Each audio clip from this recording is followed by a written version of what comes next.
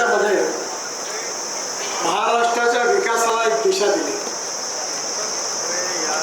सगळ्यात महत्त्वाचं म्हणजे महाराष्ट्रातल्या हरित क्रांतीचे प्रणेते म्हणून आपण आजही वसंतराव नाईक यांचं नाव लक्षात ठेवतो।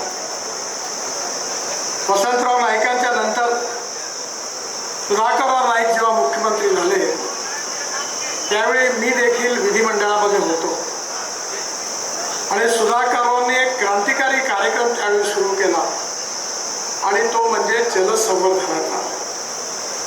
धावणाऱ्या पाण्याला चालायला लावा, चालणाऱ्या पाण्याला थांबायला लावा आणि थांबलेल्या पाण्याला जमिनीला प्यायला लावा।